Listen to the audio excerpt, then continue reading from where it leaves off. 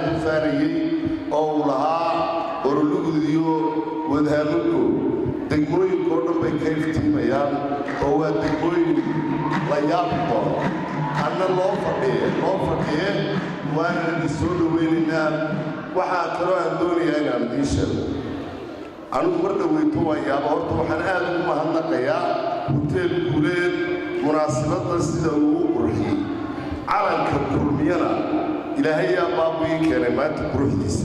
waaba yaabay waxaa idhi waxanoo iftiina miyuu lahaan jiray berigii musiraaye madaxda ka ahaabu sidan ahaan jiray marka maantana sidii uu u eegyahay waxaan isleeyahay guusha kulmiye shaki kuma jiro ninkii shaki kaga jirayowna aniga eeg shakiga ha kaa baxa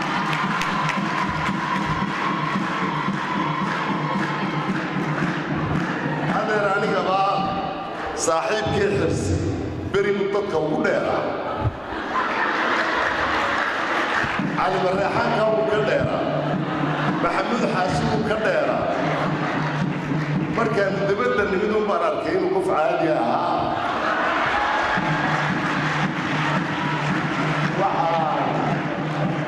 waxaan idin leeyahay soo dhowaada